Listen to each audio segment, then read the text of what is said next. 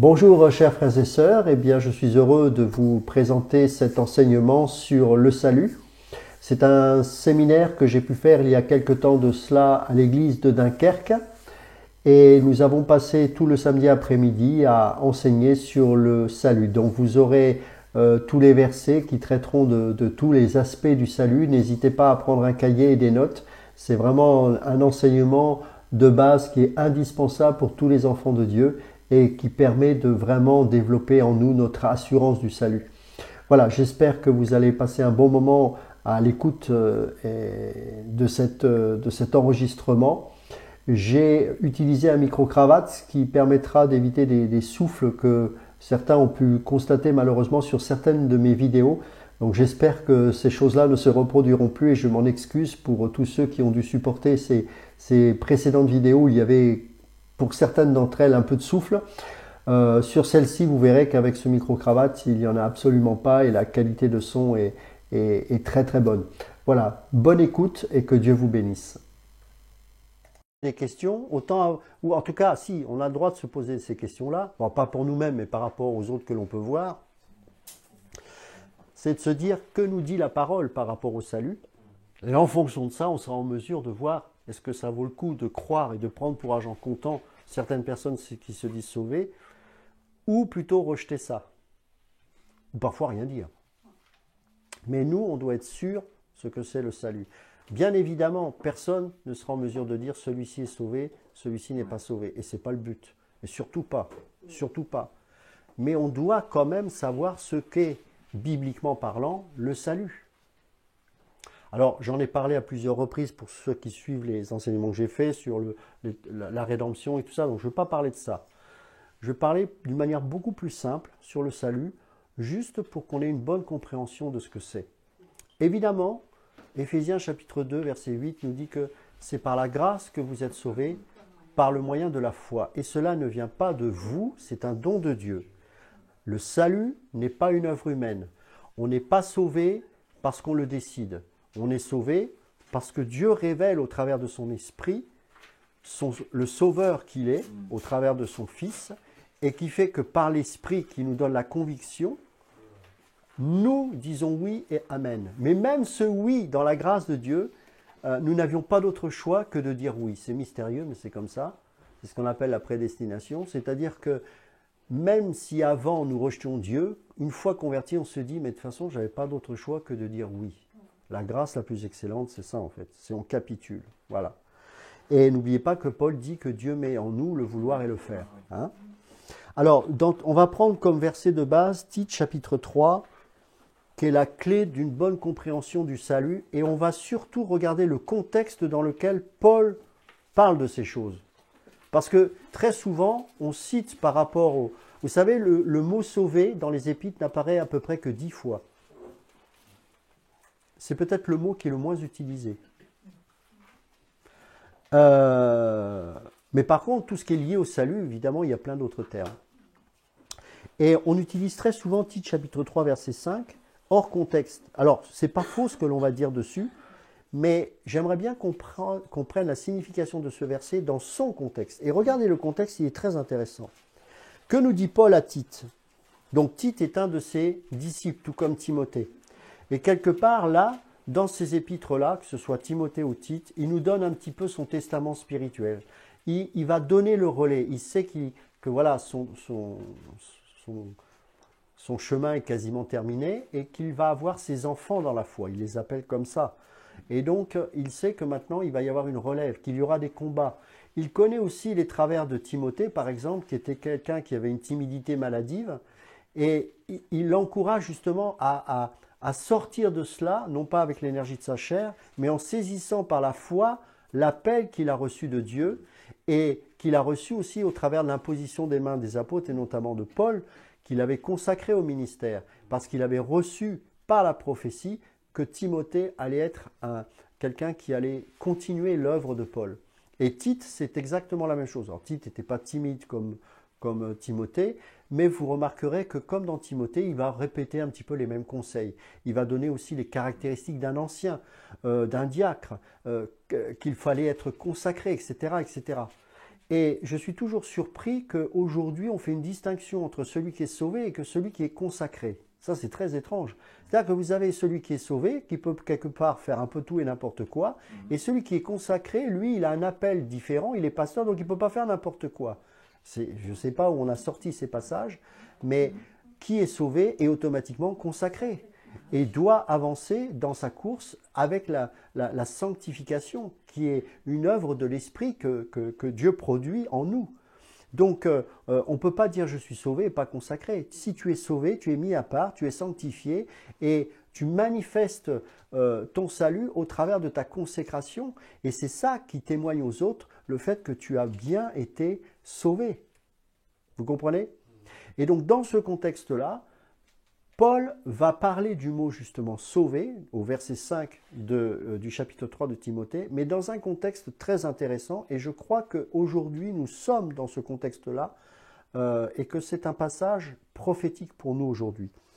Rappelle-leur, donc verset 1, rappelle-leur d'être soumis aux magistrats et aux autorités, d'obéir, d'être prêts à toute bonne œuvre. Alors ça c'est intéressant, c'est qu'avant de parler du salut, il nous rappelle d'être soumis aux autorités. Je vous rappelle que Romains chapitre 13, Paul insiste également. On voit que Paul, c'est vraiment sa préoccupation aussi, hein, c'est-à-dire qu'il n'y a pas de gilet jaune du temps de Paul. On n'allait pas manifester contre Néron. On n'essayait pas de faire de la politique. Alors oui, il y avait des gens au Sénat qui étaient chrétiens. Il y avait des hommes très riches à Rome qui étaient des chrétiens. Il y avait des serviteurs de ces gens riches qui étaient esclaves, qui étaient également chrétiens. Mais pourquoi? Pas parce qu'ils aspiraient à obtenir le pouvoir, mais parce que l'impact de ces hommes et de ces femmes était tellement fort que ça a touché jusqu'aux instances du pouvoir. Et ce n'est pas en manifestant avec un gilet jaune ou en insultant les autorités que nous allons avoir un témoignage, puisque nous allons être du même niveau que les syndicats mondains, que tous ces gens-là, et l'esprit de rébellion n'est pas l'esprit de Dieu. Et de la même manière que Paul pouvait dire du temps de Tite, à l'époque où il y avait un empereur qui était quand même un boucher, qui était Néron, soumettez-vous aux autorités, aujourd'hui on n'a pas Néron. Je suis désolé. On en discutait, on a la sécurité sociale, d'ailleurs c'est peut-être pour ça qu'on pionce, nous les chrétiens, le jour où on va enlever ça, j'espère qu'enfin on va se réveiller. On a plein d'avantages, bien sûr qu'ils s'effondrent ces avantages, mais on a tellement un amour du monde qu'on a peur de perdre nos acquis sociaux. Mais Dieu ne nous avait-il pas prévenu dans sa parole que nous devrions vivre ces choses et que ça devrait être plutôt une source d'encouragement pour nous? Nous devrions être auprès des malades. Quand il n'y aura plus la sécu, il faudra la foi. On devra être auprès de ces gilets jaunes qui sont peut-être en sang, frappés par la police, et réciproquement. Et nous devrions les secourir, leur présenter la parole, être des témoins dans notre entreprise, plutôt que de manifester avec eux, de continuer. Ah, mais ça va amener le rejet. Ça va amener la persécution. Ils vont nous traiter de, entre guillemets, faillots. Vous êtes près du patron. Voilà. Et voilà, et c'est ça. Et nous, on ne marque pas de différence. Et c'est pour ça qu'aujourd'hui, on est paumé, parce que vous avez aujourd'hui plein de soi-disant conversions, des stars qui parlent de Jésus, qui font des albums de Jésus. Vous connaissez le débat de Kanye West. Moi, je ne suis pas là pour vous dire s'il est sauvé ou pas, ce n'est pas mon problème. Et vous avez pour ceux qui ne connaissent pas, c'est vrai qu'il y a beaucoup de jeunes ici, donc on va parler d'un peu plus connu, Olivier Giroud par exemple, qui se dit chrétien, etc. Pourquoi pas? Le sujet n'est pas là, je suis pas là pour dire et me donner des points s'il est chrétien ou pas. C'est pas ça le sujet. Mais reconnaissons qu'on est un peu perdu dans cette histoire, parce que je ne vois pas de changement. C'est-à-dire qu'il y a eu un avant et il y a encore un avant. C'est-à-dire que la différence, c'est qu'il y a Jésus dedans, mais le mode de vie est le même, les supporters sont les mêmes. Donc, ils ne sont pas plus convertis. C'est-à-dire que quand je vois, par exemple, Kanye West, qui est un artiste, pour ceux qui ne connaissent pas, c'est un artiste, ouais, du rap, enfin des trucs, ouais, on va dire du rap, ouais, on va résumer. Mais c'est le même fan club. C'est-à-dire que maintenant, il suit Jésus, mais c'est les mêmes qui suivent. Je me dis, mais enfin, c'est troublant, quoi. Maintenant, je ne dis pas, il n'est pas, j'en sais rien, mais c'est quand même de la confusion. Et je pourrais vous en citer des tonnes, y compris en France. Regardez, il y a pléthore d'évangélistes dans les rues. Aujourd'hui, ce qui devient presque quotidien, c'est les miracles. Alors, vous en rendez peut-être pas compte, mais vous allez en Île-de-France, vous avez plein de gens qui prient, les jambes poussent et ça guérit et tout. Mais moi, j'en rencontre quelques-uns après. Il n'y a aucun changement. Et parfois, ils deviennent pires qu'avant. Alors, je ne suis pas là pour dire ça, lui, non, lui, mais je me dis quand même, je me pose des questions. Et Paul dit ici à Timothée, à Tite, pardon, merci, rappelle-leur d'être soumis aux magistrats et aux autorités, d'obéir. Aïe, ça fait mal, hein. Chez nous les Français c'est compliqué ça. D'obéir, c'est pas de leur lancer des pavés sur la tête. Hein. Vous savez que Dieudonné, il porte un gilet jaune et il met Jésus dessus. Ben oui. Mais il le fait exprès, c'est pour faire Oui, mais le problème, exactement. Mais quand tu as des chrétiens qui réagissent comme ça, quelque part, indirectement, ils s'associent à ça. Quelque part, il y a une moquerie. Le diable s'amuse de nous. Et regardez, de ne médire de personne. D'être... Alors, il y a d'autres... Toi, ta version, il y en a d'autres qui disent pacifique. Voilà, moi j'ai... Oui, ou paisible. Modéré. Ah, la modération. Alors là, ça devient compliqué. Les chrétiens et les réseaux sociaux. Hein, dès qu'on dit quelque chose qui titille la chair, on se fait insulter. Et je sais de quoi je parle. Plein de douceur. 3 gros mots. Pacifique, modéré, douceur. Envers quelques-uns. Là, il ne parle pas des chrétiens. Hein. Il parle de tout le monde. Même de Macron. Ah bon? Même lui? Ben oui. Il est là parce qu'on l'a placé. Rappelez-vous, oui, en plus. Rappelez-vous que... Mais il y a encore plus dur, c'est que Paul disait ça à l'époque de Néron. Aïe, attention, c'est une autre dimension. Hein. N'oubliez pas que Néron, il a éclairé les rues de Rome avec les torches, des torches vivantes qui étaient les chrétiens sur les crucifix. Ils allaient dans les arènes en chantant. Hein. Ils n'avaient pas de gilet jaune, les gars. Et les filles. Parce que là, il n'y a ni homme ni femme dans la persécution. Hein. Car nous aussi, nous étions autrefois insensés. Et c'est vrai, il a raison. Moi, j'étais comme eux. Même les gilets jaunes, je ne les juge pas. Je ne serais pas chrétien, je crois que peut-être j'aurais pris les armes, j'en sais rien. Je suis tellement révolté de nature, moi. Donc, je les comprends, il n'y a pas de souci. Moi, je ne juge pas ces gilets jaunes. Je juge les chrétiens qui tombent dans ce piège. Parce que dans chaque pays, il y a une entité démoniaque derrière qui règne. Et nous avons l'esprit de rébellion, ne l'oublions pas. Et on ouvre des portes en agissant ainsi. Car nous aussi, nous étions insensés, désobéissants, égarés, et asservis à toute espèce de convoitise et de volupté, vivant dans la méchanceté et dans l'envie. Je me rappelle, il y a un monsieur, lors d'une manifestation Gilets jaunes un samedi, on lui pose la question, parce que lui, il en avait marre, il n'arrivait pas à traverser. Il dit, ouais, je commence à en avoir marre. Il dit, oui, mais toi, combien tu gagnes? Et il dit 3 000 euros. Alors, je ne savais pas qu'on n'avait pas le droit de gagner 3 000 euros aujourd'hui. Et donc, le gars, il a failli se faire agresser. Ouais, t'es un riche et tout. Mais peut-être qu'il a 3 000 euros, mais que derrière, il a peut-être 6 enfants. Ils ne se sont pas posé la question. Peut-être qu'il y a un salaire dans le foyer. Et puis, quand bien même, s'il y avait 2 fois 3 000 euros, qu'est-ce que ça peut leur faire? Il travaille, le gars, pour ça. Et toi, tu vas l'empêcher de travailler pour gagner ça? Super. Le problème, c'est qu'il y a des chrétiens qui commencent à agir comme ça. Dans la méchanceté et dans l'envie, dignes d'être haïs et nous haïssant les uns les autres. Mais lorsque la bonté de Dieu, notre Sauveur, et son amour pour les hommes ont été manifestés, et c'est dans ce cadre-là qu'intervient le salut. Il nous a sauvés, non à cause des œuvres de justice que nous aurions faites, mais selon sa miséricorde par le bain de la régénération. C'est un mot très fort, hein. En grec c'est polygenesia. Et poly, en fait, ça vient du mot paline, qui veut dire de nouveau ou une seconde fois. Et genesia, bon, bah, vous savez, hein, c'est Genesis, pardon. C'est source, origine ou vie. D'accord? Donc ça veut dire qu'il y a quelque chose de nouveau. Une nouvelle identité, une nouvelle nature, un mode de pensée différent. On n'est plus pareil. Ce qui nous anime, c'est la loi de l'amour. L'apôtre Jean, dans ses épîtres notamment, en parle très bien. Les commandements, ce qui nous motive, c'est l'amour. C'est plus la lettre. Et donc, on a une autre loi qui nous anime dans le cœur. Et c'est l'esprit aussi de sacrifice. Et comme le disait Benjamin, c'est très intéressant, c'est que quand il a reçu l'appel, la première chose, il n'a pas pensé avoir une vie meilleure. Il disait, mais je suis là au service des autres. C'est-à-dire, il n'y a pas que les pasteurs qui sont au service des autres, c'est tous les chrétiens. Notre vie est donnée pour les autres. Il n'y a pas de plus grand amour que de donner sa vie pour ses amis. Et il dit, par le bain de la régénération et le renouvellement du Saint-Esprit.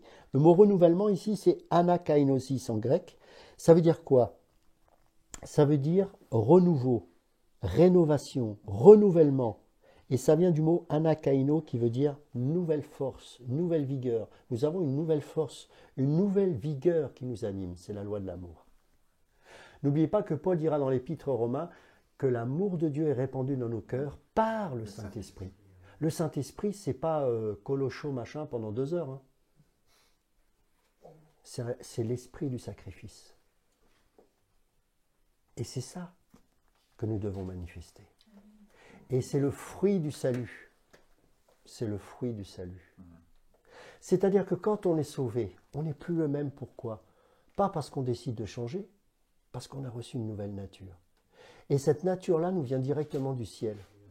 Et que comme il y a un renouvellement qui se produit, rappelez-vous dans Romains chapitre 12, versets 1 et 2, soyez transformés, métamorphoa. C'est le même mot qui est utilisé quand il y a eu le sermon sur... quand il y a eu la transfiguration de Jésus. C'est-à-dire que ça produit même une action sur notre être tout entier. Soyez transformés par quoi? De votre intelligence. Afin que vous discerniez ce qui est bon, agréable et parfait, ce qui est dans la volonté de Dieu. On n'a plus de discernement de ce qui est la volonté de Dieu parce qu'on n'accepte pas d'être renouvelé dans notre intelligence. Qui dit nouvelle nature, dit nouvelle forme de pensée, nouveau mode de pensée. Et qu'est-ce qui va faire qu'on pense différemment aujourd'hui? C'est la parole de Dieu. Quand on connaît tout ce verset, on cite « L'homme ne vivra pas de pain seulement, mais de toute parole qui sort de la bouche de Dieu », ça nous parle de quoi? C'est que mon mode de pensée doit être calé sur la parole de Dieu.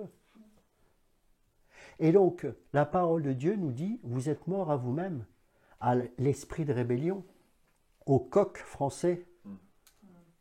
Hein? » Il y a un coq spirituel. Le coq, Dieu l'a créé pour protéger les poules.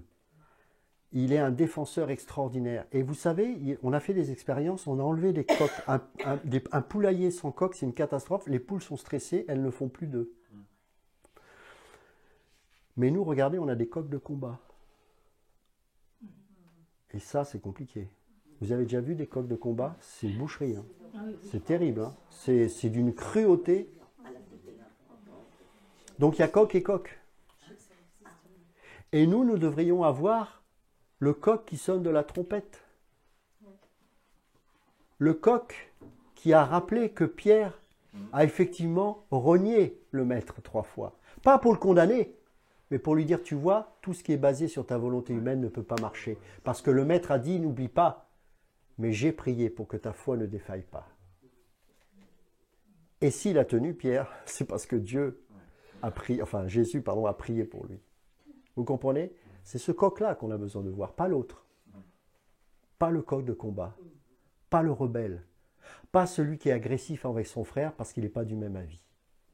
La douceur, l'humilité qui consiste à regarder l'autre dans Philippiens chapitre 1 comme supérieur à lui-même. L'esprit de sacrifice. Ce sont les fruits du salut. Alors évidemment, on ne va pas déterminer le salut d'une personne en fonction de ce que l'on voit. On est d'accord. Mais je me pose la question, comment se fait-il que les gens qui se disent sauvés sont exactement les mêmes que lorsqu'ils étaient non sauvés? Comment se fait-il que non seulement ils sont les mêmes, et que parfois ils font des choses pires? Par exemple, quelqu'un qui va se rajouter un tatouage au nom de Jésus, soi-disant. C'est-à-dire qu'un autre qui va rester gothique, qui va se dire converti et sauvé, et qui va se tatouer encore pire qu'avant. Ne serait-ce pas de la perversion et de la provocation? Ne serions-nous pas à la limite d'un blasphème? Ce n'en est pas un dans le sens où, voilà, chacun a la possibilité d'être sauvé. Mais ce que je veux dire par là, c'est que le diable ne se moquerait-il pas de nous? On est complètement perdu là-dedans. Moi, j'avais une vision de la persécution très différente. Enfin, pas de la persécution, pardon, de l'apostasie. Je pensais que l'apostasie allait faire venir la religion mondiale, mais pas sous cette forme. Je ne pensais pas que l'apostasie, ça allait être, comme on le voit aujourd'hui, des millions et des millions de gens qui parlent de Jésus et qui disent qu'ils sont sauvés. Et j'ai dit, mais Seigneur, j'avais rien compris. Finalement, un des signes de l'apostasie, c'est de voir que plein de gens se disent chrétiens, sont sauvés, mais font exactement les mêmes choses qu'avant. Et vous savez, c'est tellement diabolique que ça va réconforter les chrétiens qui sont faibles dans la chair en se disant « Ah ben si lui se dit sauvé, fait ça, allez, open bar !» Je dis « Oh Seigneur, garde-nous !» Et finalement, nous sommes exactement au temps de Noé. Son salut, ça a été l'arche. Au milieu d'une génération corrompue, perverse, vouée à la destruction. C'est terrible. Et du coup, le fait de revenir dans la parole nous réconforte et nous montre que, premièrement, nous sommes bien sauvés. Et deuxièmement, on n'a pas à être impressionné par ce que l'on voit, parce que tout n'est que mensonge et subterfuge. Et que même lorsque nous voyons des grands prédicateurs selon les yeux du monde, on pense que là il y a la puissance, parfois c'est vrai, mais parfois c'est faux. Et on ne peut pas continuer notre vie chrétienne sans être affermi dans la parole. Je discutais avec, il y avait Benjamin, Nathalie et Eric, et on discutait ensemble et je disais, vous n'avez pas remarqué que le ministère le plus rare que l'on trouve en France est le ministère doctoral? Pourtant, dans Éphésiens 4.11, on le partageait, il n'y a pas 5 ministères, il y en a 4. Le mot pasteur et docteur ici est qu'un seul terme. Et tous ces ministères-là sont des ministères doctoraux. Un pasteur, c'est la parole. Un apôtre, c'est la parole. Un évangéliste, c'est la parole. Un prophète, c'est la parole. Mais aujourd'hui, on est apôtre sans la parole. On est prophète sans la parole. On est évangéliste sans la parole. On dit, vous avez vu comment on évangélise aujourd'hui à travers les médias, on les voit là. Hein, les talibans chrétiens qui se font embarquer par la police. Vous savez pourquoi certains se font embarquer par la police? Ce n'est pas la persécution. C'est parce qu'en pleine alerte rouge, au moment où il y a des attentats, il y a des gens qui crient en disant « Repentez-vous parce que vous allez en enfer. D'après vous, mettez-vous à la place d'un policier. Qu'est-ce qu'il fait quand il voit ça? Trouble à l'ordre public, il vous embarque, c'est normal. Parce qu'il vous prend pour un intégriste. Parce que évangéliser, ça s'apprend. Moi, je l'ai appris, ça. La parole nous enseigne sur l'évangélisation. Il y a une manière d'évangéliser. C'est grave de balancer des trucs comme ça. Et en plus, on se filme. On se filme en train d'évangéliser. On se filme lorsqu'il y a une guérison. Vous ne voyez pas qu'il y a quelque chose qui cloche. On est perdu. Et les réseaux sociaux, que j'utilise moi-même, mais nous poussent encore plus à la confusion. Et on se dit, mais qui est sauvé? C'est quoi le salut? Est-ce que le fait d'être sauvé par la grâce nous pousse à continuer à vivre comme nous vivions auparavant? Bien sûr que non. Parce que Tite chapitre 2 verset 11 nous dit que la grâce de Dieu nous pousse à renoncer au péché. Oui ou non? C'est la grâce de Dieu n'est pas là, n'est pas une licence pour le péché. Cette grâce nous pousse à nous débarrasser de tout ce qu'il y a d'impur en nous. Bien sûr, ça prend toute une vie. Mais on ne peut pas vivre pour nous-mêmes comme s'il y a un problème. Un enfant de Dieu ne vit plus pour lui-même. Il y a une écharpe parfois qui peut se produire. Il y a un brisement qui est continuel. Et c'est vrai qu'aux yeux du monde, on n'est pas beau à voir. Alors quand on voit des chrétiens tout beaux, tout tatoués de partout, quand on voit des gens qui sont riches, qui ont une vie merveilleuse et qui disent « Dieu m'a béni », on se dit « Oh, ben alors je ne dois pas être vraiment très spirituel alors ». Il inverse les choses, le diable. Il vous fait croire que c'est vous qui n'êtes pas sauvés, mais que c'est eux qui sont sauvés. Moi, je ne veux pas savoir s'ils le sont ou pas, mais je n'accepte pas que ces gens-là me laissent croire que moi, je ne le suis pas. Et vous savez que ça a été le plus gros combat de Paul. Très peu de gens le savent, ça. Parce que c'est exactement la situation qu'il a rencontrée en Grèce. Regardez ce qu'il est dit dans Romains 8. Vous savez qu'il se parlait à lui-même quand il faisait ça. Romains chapitre 8. Il y a une chose pour laquelle vous devez vous battre. C'est l'assurance de votre salut. La première caractéristique d'un enfant de Dieu, c'est l'assurance de son salut. Et si on se laisse impressionner par tout ce que l'on voit autour de nous, si on n'est pas affermi dans la parole, on va commencer à ne plus avoir l'assurance de notre salut. Et bien, quand on commence à rentrer là-dedans, les démons peuvent commencer à travailler dans nos cœurs. Maintenant, on va pouvoir l'attaquer. Eh oui. Romains 8. Il n'y a donc aucune condamnation maintenant pour ceux qui sont en Jésus-Christ. En effet, la loi de l'esprit de vie en Jésus-Christ m'a affranchi de la loi du péché et de la mort. Car chose impossible à la loi, parce que la chair la rendait sans force. Dieu a condamné le péché dans la chair, m'envoyant à cause du péché son propre Fils dans une chair semblable à celle du péché, et cela afin que la justice de la loi soit accomplie en nous qui marchons non selon la chair mais selon l'esprit. Verset 14, il est dit « Car tous ceux qui sont conduits par l'Esprit de Dieu sont fils de Dieu. Et vous n'avez point reçu un esprit de servitude pour être encore dans la crainte, mais vous avez reçu un esprit d'adoption par lequel nous crions « Abba Père ». L'Esprit lui-même rend témoignage à notre esprit, ce n'est pas aux autres, c'est l'Esprit qui est en nous, l'Esprit de Christ, qui rend témoignage à notre esprit humain que nous sommes enfants de Dieu. Vous n'avez pas besoin d'entendre d'une autre personne la voix qui vous dit « Ah ben, tu es sauvé ». Non, c'est l'Esprit de Dieu qui est en vous qui atteste que vous êtes enfants de Dieu. Il n'y a plus aucune condamnation pour ceux qui sont en Jésus-Christ. Est-ce que pour autant vous êtes parfaits? Non. Vous tendez vers cette perfection, bien évidemment, sinon on serait tous enlevés. Mais vous êtes enfants de Dieu. Vous pouvez dire « Abba Père ». Et ce n'est pas parce que vous n'avez peut-être pas la gloire, vous n'êtes peut-être pas une star, mais vous vous sanctifiez. Vous êtes brisés. Vous avez remarqué ces gens-là? Il n'y a pas de brisement. Ils sont convertis, ils gagnent toujours autant d'argent, ils ont toujours les mêmes foules. Il y a un problème. Il y a un problème. Et regardez, un peu plus loin, au verset 35. « Qui nous séparera de l'amour de Christ? Sera-ce la tribulation, l'angoisse, la persécution, la faim, la nudité, le péril, l'épée ?» La réponse est sous-entendue non, bien évidemment. Parce qu'il est dit au verset 37, « Mais dans toutes ces choses, nous sommes plus que vainqueurs par celui qui nous a aimés. » Et regardez au verset 38, « Car j'ai l'assurance, pas je pense que, non, l'assurance. Parce que la foi vient de ce que l'on entend, et ce que l'on entend vient de la parole de Dieu. Et dans Hébreux chapitre 11, verset 1, il est dit car la foi, c'est l'assurance des choses que l'on espère. Ce n'est pas parce que tu espères en quelque chose que tu as une incertitude. Au contraire, parce que tu espères en quelque chose qui est éternel et stable et définitif et qui va s'accomplir que tu le veuilles ou non. C'est la parole de Dieu, l'accomplissement de toutes ces promesses qui sont dans la parole de Dieu. Donc tu peux avoir cette assurance. La foi, c'est l'assurance des choses que l'on espère et la démonstration de celles qu'on ne voit pas. Tu n'as pas besoin de démontrer une réalité, elle est déjà là, mais tu démontres une vérité pour qu'au travers de ta foi, cela devienne une réalité dans ta vie. C'est ça.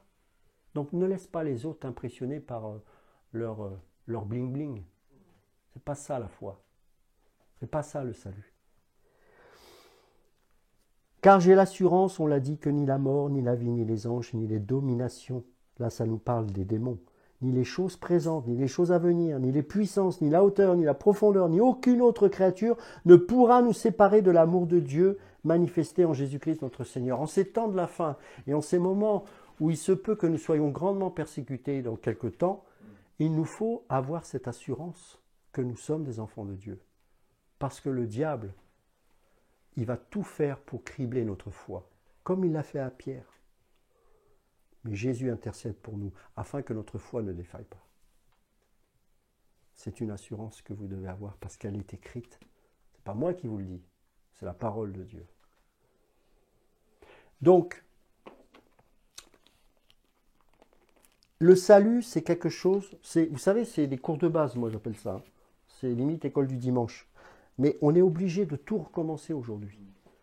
Je suis désolé, on est obligé de tout recommencer. Parce qu'on a des chrétiens, quand on leur dit, c'est quoi le salut? Ils sont perdus. Est-ce que vous savez que vous avez plus de 39 promesses de Dieu liées à votre salut? Je les ai écrites il n'y a pas longtemps. Est-ce que ça te dérange de m'apporter parce que comme je ne peux pas trop me déplacer, merci. Hein, enfin.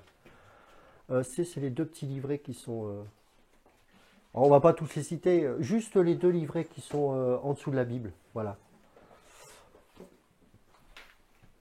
On ne va pas toutes les citer parce que ce serait... Ça, vous savez ce que c'est ça? Ça a plus de 20 ans. Ça,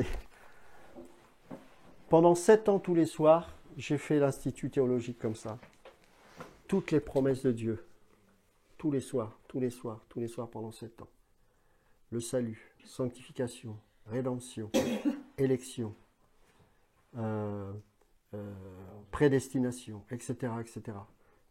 Je peux vous dire qu'après, c'est pas que vous êtes fort charnellement, c'est que vous appuyez de plus en plus. Plus vous prêchez la parole, plus l'Esprit en vous atteste que cela est vrai, et ça vous fortifie dans la grâce. Et ce qui est important d'enseigner dans l'Église notamment, c'est justement quels sont les bénéfices du salut. Et je voudrais vous partager juste quelque chose, quelques versets qui vont vous encourager par rapport à ça. Qu'est-ce qui va produire cette assurance?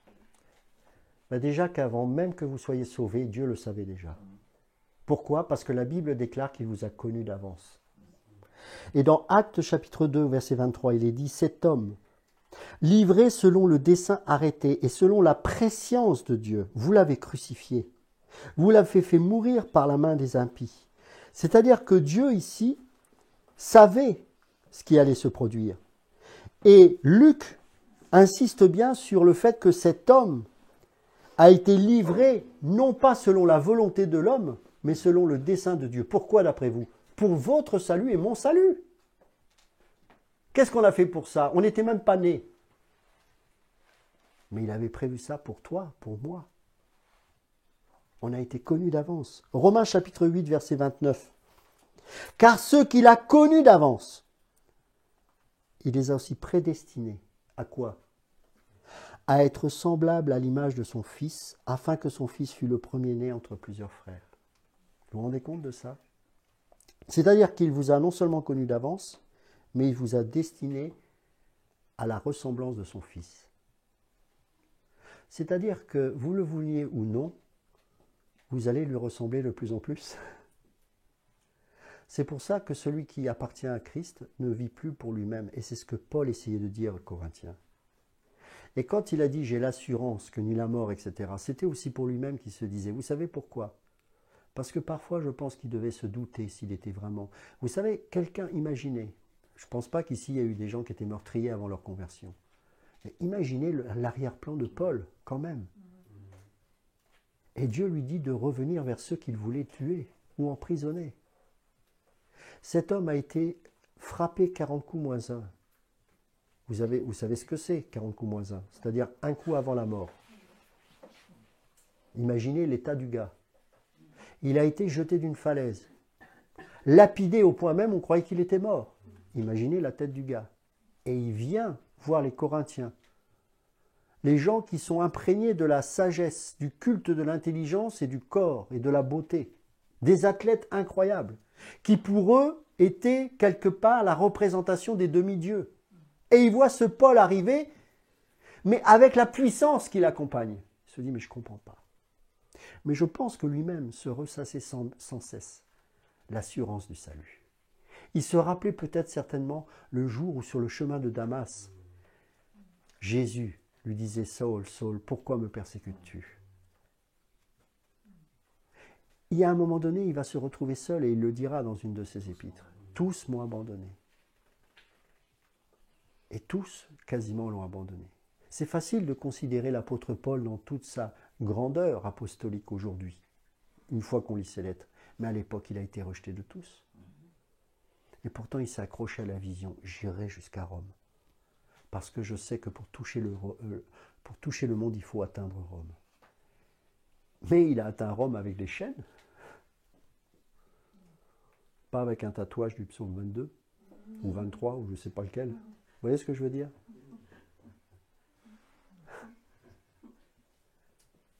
avec des chaînes. Il était prêt jusqu'à la mort. Ouais. Ouais. Et vous lisez tous, vous connaissez tous Hébreux chapitre 11. La plupart ont eu les promesses de Dieu, mais qui ne se sont pas manifestées de leur vivant. Parce qu'ils considéraient une vie plus excellente. Ils avaient une vision céleste. Ils attendaient une Jérusalem céleste. Une cité qui n'était pas d'ici-bas, mais une cité qui était du ciel. Et tous ces héros-là n'étaient pas forcément des pasteurs, c'est des gens comme vous et moi, tout simplement. Qui regardaient avec les yeux d'esprit et non pas avec les yeux de la chair. Or, les Corinthiens, d'ailleurs dans 1 Corinthiens chapitre 2 et chapitre 3, il dit bien, vous êtes charnels. Sarkikos, le mot en grec, chair. C'est-à-dire, oui, chrétien, sauvé, mais charnel, complètement charnel. Parce qu'ils regardaient encore avec les yeux de la chair. Comme parfois nous, on peut avoir les yeux de la chair, quand on regarde ces gens, on se dit, ah ouais, mais quand même, quand même quoi. Quand même quoi? Parce qu'il y a une foule. Est-ce que tu crois que c'est ça l'évangile? On est dans la confusion. Et donc on a besoin d'avoir cette conviction enracinée dans notre cœur que oui, nous sommes sauvés, parce qu'il nous a connus d'avance. Et dans 1 Pierre chapitre 1, au verset 2, il dit « Et qui sont élus, c'est-à-dire nous, selon la préscience de Dieu, pas selon le fait que tu dis oui, mais selon la préscience de Dieu, le Père, par la sanctification de l'Esprit, afin qu'ils deviennent obéissants. » Vous voyez, il n'y a pas la part d'homme là-dedans. C'est-à-dire que la sanctification, c'est l'œuvre de l'Esprit qui opère en toi. C'est pour ça que tu peux prier 50 fois qu'il t'échappe de cette situation, il ne le fera pas. Parce que l'Esprit qui est en toi travaille, parce que tu es l'élu de Dieu. Et il y a des choses que tu pourras demander à un moment donné, tu seras fatigué parce que tu comprendras à un moment donné que Dieu ne veut pas ça pour toi. Parce qu'il te garde. Est-ce que tu crois être un moyen pour t'en sortir? Lui, parce qu'il est Dieu et qu'il te connaît d'avance, il sait que ce sera une perdition pour toi. Est-ce que tu crois être pendant un temps une tribulation? En fait, c'est une bénédiction, parce qu'il t'épargne bien des épreuves inutiles. On n'est pas du tout dans tout ce qu'on peut voir dans l'évangile des réseaux sociaux, ou dans ce qu'on pourrait voir au niveau de la foule. Non. Parce que les enfants de Dieu, ils ne sont pas forcément très jolis à voir au niveau charnel. Parfois oui, parfois non. Mais le sujet, ce n'est pas ça. C'est, t'a-t-il connu d'avance? Es-tu sauvé? Et si oui, as-tu cette assurance? Comme le disait Paul, alors que même les Corinthiens certainement le faisaient douter de cela, que ni la mort, ni la vie, ni toutes ces choses ne pourront te séparer de l'amour de Jésus-Christ, ton Sauveur. Tu as été connu d'avance, mais tu as été élu. Ça, c'est magnifique. Et ce n'est pas les gens qui ont voté pour toi pour ton élection. C'est Dieu lui-même qui t'a élu. Romains chapitre 8, verset 33. Qui accusera les élus de Dieu? C'est Dieu qui justifie. Si c'est lui qui t'a élu, de quoi as-tu peur?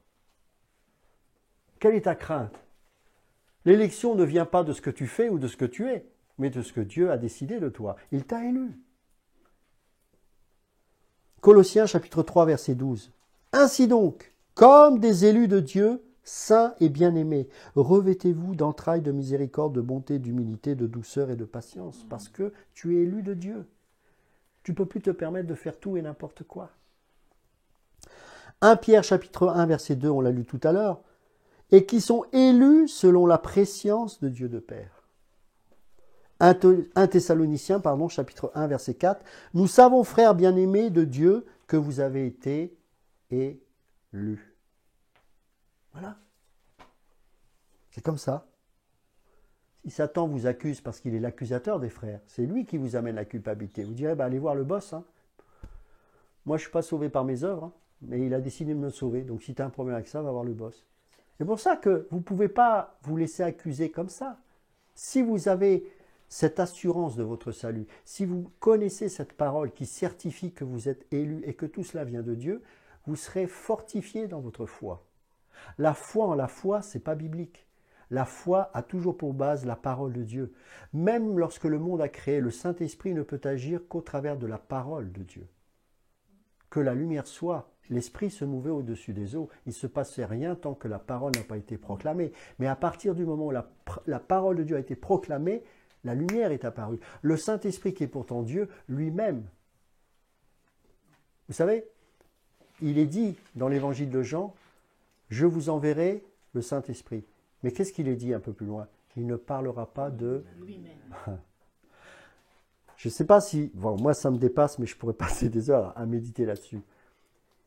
Dieu est à la fois l'autorité, l'obéissance et la soumission. Humainement, ça ne peut pas se concilier. Hein. Ce n'est pas possible. Comment comprendre ça? Le Père, l'autorité du Père, l'obéissance du Fils et la soumission du Saint-Esprit, qui ne parle pas de lui-même tout en étant Dieu. Dans Genèse chapitre 24, vous connaissez cette histoire où Abraham décide d'envoyer pour son fils une épouse, d'aller chercher, il demande à son serviteur d'aller chercher une épouse. Vous vous souvenez de ça? Ce serviteur, le nom n'est pas mentionné une seule fois. Mais pourtant, on sait que c'est Éléazar. Ou Eliezer, ça dépend des versions. Eliezer. Et ce serviteur, dans ce chapitre-là, n'est pas mentionné une seule fois. Il est une typologie du Saint-Esprit qui vient chercher son épouse pour Christ. Et ça, c'est l'opération du Saint-Esprit. Et là, vous avez une typologie magnifique de la Trinité. C'est-à-dire que le Père envoie l'Esprit Saint pour aller chercher son Église à la rencontre de son Fils. Et vous remarquerez que les dons sont apportés aussi à ce moment-là. C'est magnifique. Et comme par hasard, entre guillemets, bien sûr on sait que ce n'est pas un hasard, le serviteur, son nom, alors qu'il était mentionné précédemment, son nom n'est pas mentionné exprès dans ce chapitre. Nous rappelons que justement ça nous parle du Saint-Esprit qui ne parle pas de lui-même. La précision. Quand tout ça, vous commencez à recevoir la doctrine, ça va structurer vos pensées. Et ça va vous permettre de développer l'assurance de votre salut. Et la conséquence, une des plus belles conséquences de ce que ça produit dans nos vies, c'est le repos et la paix. C'est-à-dire que plus vous voyez l'œuvre de Christ qui a tout accompli dans sa parole pour vous et auquel vous êtes au bénéfice, plus ça va développer en vous ce repos et cette paix. Et par la suite, ça va d'autres conséquences que sont la douceur, la bonté, la bienveillance, la maîtrise de soi, la fidélité, la patience, l'amour, toutes ces choses-là qu'on appelle le fruit de l'esprit. Vous voyez tout ça, comment ça se met en place? Et ça, c'est important, parce que ça vous fera traverser les épreuves dans la victoire.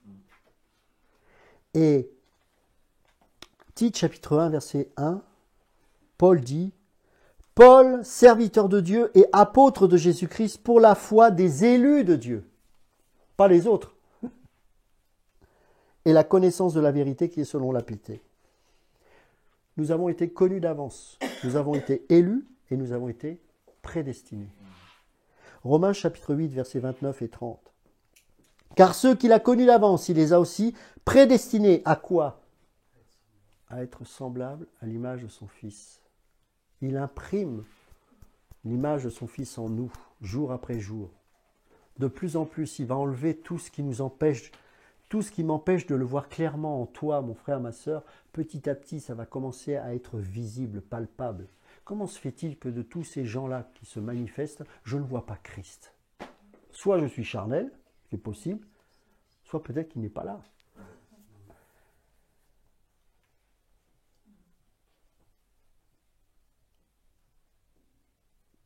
La gloire de Dieu, c'est de cacher les choses.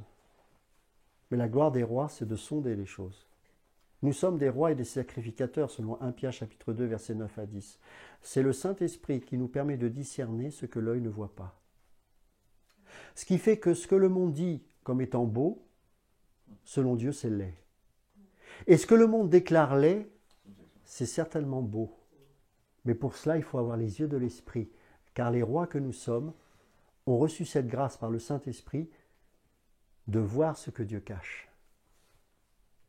Dieu n'est pas dans la grandiloquence. Ah, bien sûr, il pourrait faire comme du temps de Moïse, se manifester dans une montagne, les éclairs, le tonnerre. On a vu ce que ça produit. Rien. On n'a jamais reconnu Moïse, le pauvre. Et aujourd'hui, il se cache parce qu'il n'a plus besoin de ça. Nous avons reçu le discernement. Quand on a le Saint-Esprit, la première chose qu'on a, c'est le discernement. Mais ce discernement, cette capacité à discerner les choses, nous provient de sa parole. Si nous ne sommes pas formés, si nous ne méditons pas sa parole correctement, comme on dit, comme disait Calvin, d'une manière systématique, catégorique, par sujet, qu'est-ce que Dieu pense du mariage? Qu'est-ce que Dieu pense de la femme? Qu'est-ce que Dieu pense du ministère? Qu'est-ce que Dieu pense de l'Église? Toutes ces choses-là. Et petit à petit, ça va structurer vos pensées. Et vous ne serez plus dans l'expectative quand vous verrez ce que l'on voit aujourd'hui dans ce monde. Éphésiens chapitre 1, verset 5. Nous ayant prédestinés dans son amour à être ses enfants d'adoption par Jésus-Christ selon le bon plaisir de sa volonté. Il est beau ce passage. Et nous ayant prédestinés dans son amour à être ses enfants d'adoption par Jésus-Christ selon le bon plaisir de sa volonté. Éphésiens chapitre 5, verset 11. Et ne prenez point part aux œuvres infructueuses et ténèbres, mais plutôt condamnez-les, parce que justement, nous ne sommes pas prédestinés à ça. C'est tout, c'est aussi simple. Tu as été choisi. Matthieu chapitre 22, verset 14. Car il y a beaucoup d'appelés, mais peu d'élus. Vous vous rendez compte que vous faites partie de ce peu-là? Mais rien que ça devrait nous donner l'adoration, la louange. Qui suis-je? Je ne suis pas meilleur que l'autre. Pourquoi moi? Pourquoi moi? C'est incroyable. Et ça me pousse à le louer. 1 Pierre chapitre 2, verset 4. Approchez-vous de lui, pierre vivante, rejetée par les hommes, mais choisie et précieuse devant Dieu. Et nous avons tous été appelés. 1 Thessaloniciens chapitre 5, verset 24. Celui qui vous a appelé est fidèle, et c'est lui qui le fera. Il n'appelle pas que quelques chrétiens. Tous les enfants de Dieu nés de nouveau ont été appelés. Un appel à la conversion, un appel à la repentance. Nous avons été réconciliés. Je partageais lors d'une émission à laquelle j'étais invité, je disais, vous savez, je crois au miracle, je crois à la guérison, je n'ai pas de souci avec ça, mais pour moi, la chose la plus puissante qui nous a été donnée de la part de Dieu, c'est le ministère de la réconciliation. Parce que je ne pouvais pas être en paix devant ce Dieu-là, avec toutes les horreurs que j'ai pu commettre, et que parfois, malheureusement, je commets encore. Mais j'ai été réconcilié avec Dieu. Et parce que j'ai été réconcilié avec Dieu, je me dois de manifester le ministère de la réconciliation avec mon frère, ma sœur, mais aussi avec tout le monde. Et c'est quand même malheureux qu'aujourd'hui, c'est plus les gens du monde qui nous enseignent ça que l'Église. Je partageais lors de cette émission que le général de Gaulle, qui n'était pas du tout un né de nouveau, à ce que je sache, a établi la base de l'accord franco-allemand sur justement le pardon, et il disait on tend, je ne sais plus comment il disait ça, j'ai oublié la formule, on tend toujours la main à un adversaire qu'on a vaincu. C'est fort, hein? Mais nous, est-ce qu'on le fait? C'est compliqué, hein? 2 Corinthiens chapitre 5, versets 18 et 19. Et tout cela vient de Dieu qui nous a réconciliés avec lui par Christ et qui nous a donné quoi? Un beau ministère que tous nous avons reçu. Le ministère de la réconciliation, car Dieu était en Christ réconciliant le monde avec lui-même en n'imputant point aux hommes leurs offenses. Et il a mis en nous justement ce cœur de Dieu, la parole de la réconciliation. Colossiens chapitre 1 verset 20. Il a voulu par lui réconcilier tout avec lui-même, tout ce qui est sur la terre que ce qui est dans les cieux, en faisant la paix avec lui par le sang de sa croix. Donc nous sommes réconciliés par Dieu, et bien sûr nous sommes réconciliés à Dieu. Romains chapitre 5, verset 10. Car si lorsque nous étions ennemis, nous avons été réconciliés avec Dieu par la mort de son Fils, à plus forte raison étant réconciliés, serons-nous sauvés par sa vie.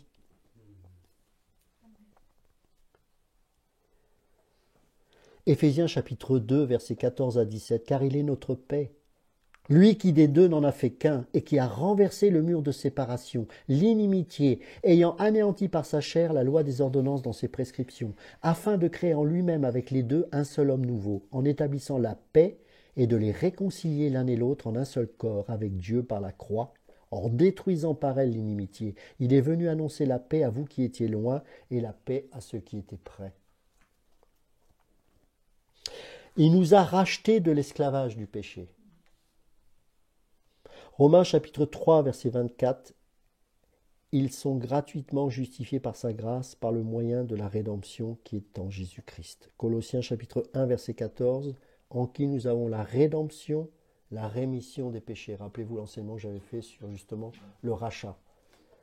1 Pierre chapitre 1, verset 18. Sachant que ce n'est pas par des choses périssables, par de l'or ou de l'argent, que vous avez été rachetés de la vaine manière de vivre, que vous aviez hérité de vos pères, mais par le sang précieux de l'agneau, bien évidemment. La condamnation est enlevée, mes amis, vous le savez ça? Donc, ne nous laissons pas piéger par l'accusateur des frères. Jean chapitre 3, verset 18, celui qui croit en lui n'est point jugé, mais celui qui ne croit pas est déjà jugé, parce qu'il n'a pas cru au nom du Fils unique de Dieu. Jean chapitre 5, verset 24, en vérité, je vous le dis, celui qui écoute ma parole et qui croit à celui qui m'a envoyé a la vie éternelle et ne vient point en jugement, mais il est passé de la mort à la vie. Des fois, je vois des chrétiens, ça me fait un peu flipper. Ils sont toujours désécurisés en permanence, comme s'ils étaient encore sous le jugement de Dieu. Et vous savez pourquoi? Parce qu'ils sont sous la loi. Parce que quand on est sous la loi est bonne, mais elle n'est pas là pour nous sauver. Elle est là pour nous dire qu'on est coupable. Donc si vous êtes sous la loi, ben vous êtes coupable en permanence. Coupable, coupable, coupable, coupable, coupable, coupable. C'est pas possible. On ne peut pas être sous la loi et dire qu'on vit sous la grâce. Sous la loi, c'est tu mérites l'enfer. Et c'est vrai. La loi est bonne pour ça. Elle a été faite pour ça. Mais elle a été un pédagogue pour nous conduire à Christ. Pour nous montrer que ça ne sert à rien d'essayer de répondre aux exigences de la loi, on n'y arrivera pas. Il y en a un qui a tout fait parfaitement. Alors décharge-toi sur lui de tous tes soucis. Reviens à la grâce. Parce que la loi de l'esprit de vie maintenant est en toi. Ce n'est plus une table de pierre. Cette loi est inscrite dans ton cœur. C'est une loi quelque part naturelle dans le monde spirituel. Mais si tu restes sous la loi, tu seras constamment sous la culpabilité parce que tu ne seras jamais capable de répondre aux exigences de Dieu. Mais Dieu lui-même a pourvu à ses propres exigences au travers de son Fils. Et comme il t'a fait grâce d'avoir cet esprit-là, de te donner l'esprit de son Fils en toi, eh bien, c'est l'esprit qui va produire en toi la sanctification. Bien sûr, tu as une part à faire, c'est l'obéissance. Mais l'obéissance est liée à quoi? Au sacrifice de ta vie. Obéir, c'est pas répondre aux exigences de quelque chose que tu ne pourras pas faire. C'est de dire, ok, j'abandonne. Je meurs à moi-même. J'accepte le travail de l'esprit dans ma vie. Je dis oui et amen à ta volonté. J'y mets la foi. La foi, c'est l'obéissance à ce qu'il m'est commandé de faire. Et je m'appuie non pas sur ma volonté propre, mais sur l'Esprit de Dieu qui désormais est en moi. Comment est-ce possible? Je le crois, je ne cherche pas à comprendre. C'est pas une réalité, c'est une vérité. Donc tu t'appuies sur la vérité et tu verras que cette sanctification deviendra une réalité dans ta vie et produira ainsi du fruit, digne de justice. Vous comprenez?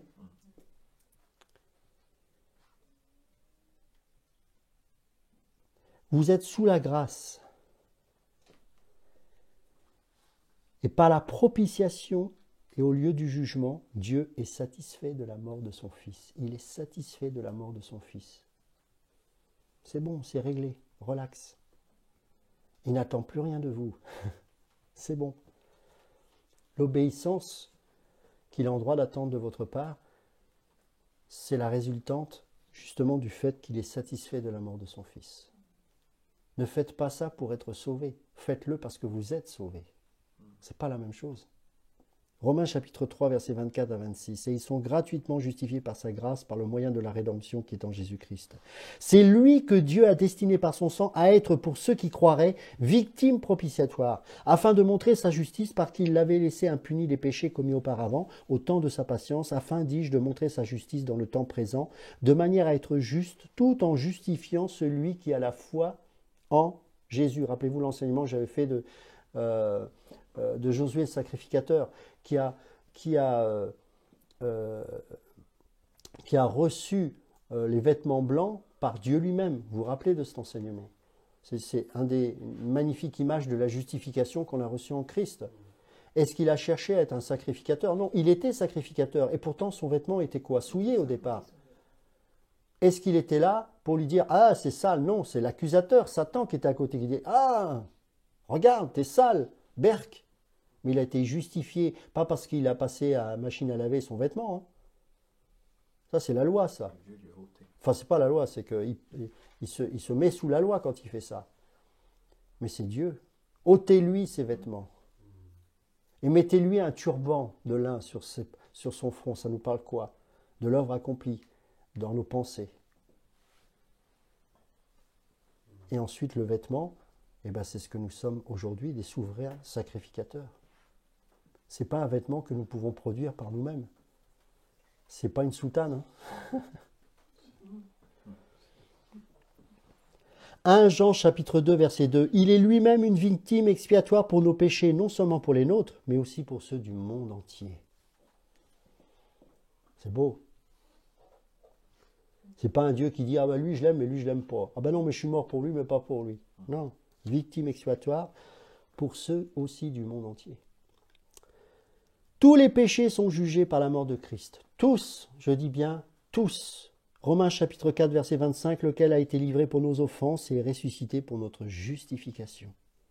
Éphésiens chapitre 1 verset 7, en lui nous avons la rédemption par son sang, la rémission des péchés selon la richesse de sa grâce.